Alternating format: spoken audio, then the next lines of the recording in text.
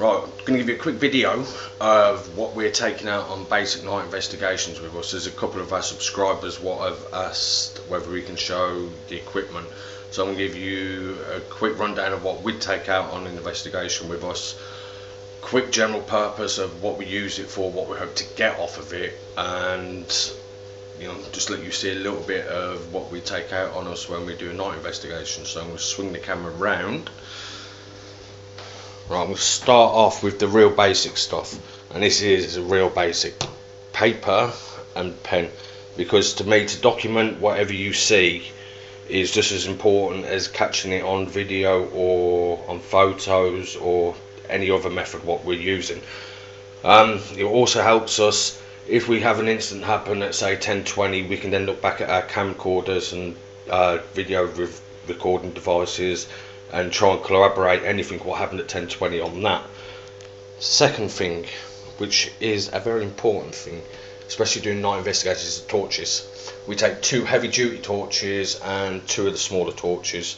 We don't want to generate too much light when we're doing an investigation, because if we're using the night vision, you're going to kind of blur the infrared, and the pictures isn't going to be as good as what you want, but they are very important when we're doing pitch black night investigations. We have obviously the battery ones, there's a wind up one there. Next thing on the list is batteries.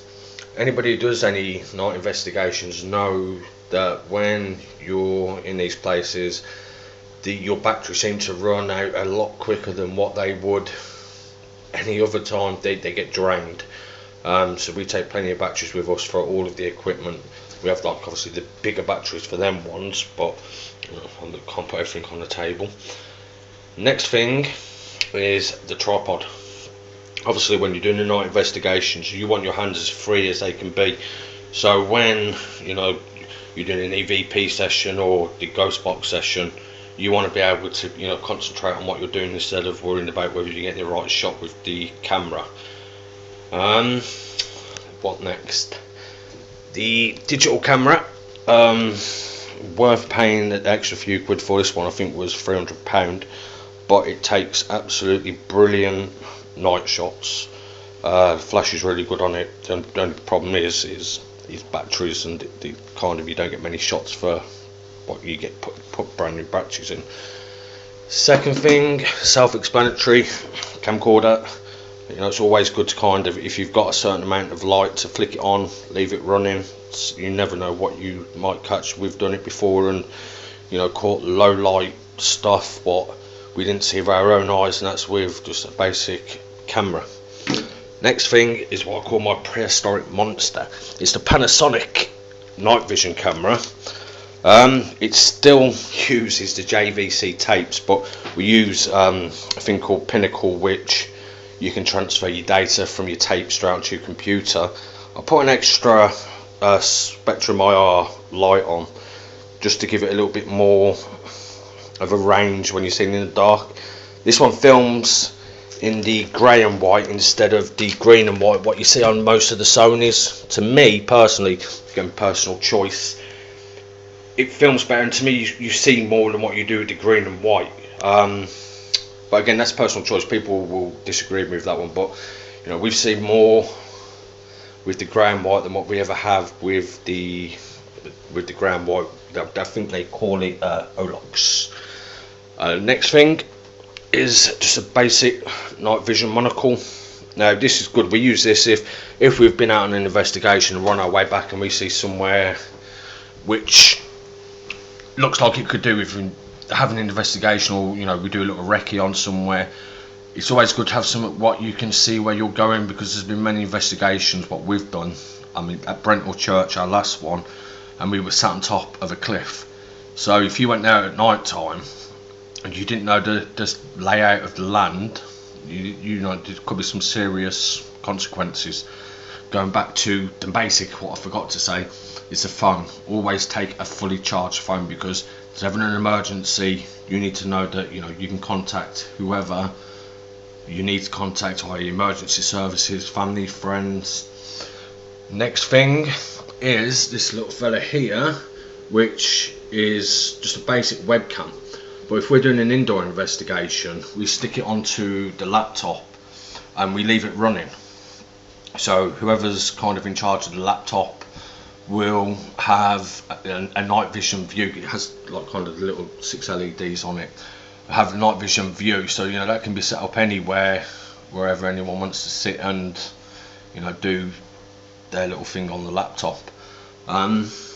The PSB7, which is kind of like what everybody raves about, which is the ghost box. Absolutely invaluable piece of kit.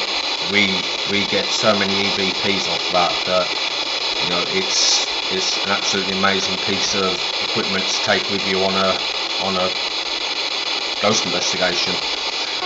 Turn it off a sec. When obviously the 2 speakers there are connected to a bigger box down the bottom. This is just for like them 2 speakers there for indoor use. I take the little speakers out with us when we go out on the night investigations, because obviously you don't be lugging away any kind of big equipment and what you don't have to handle.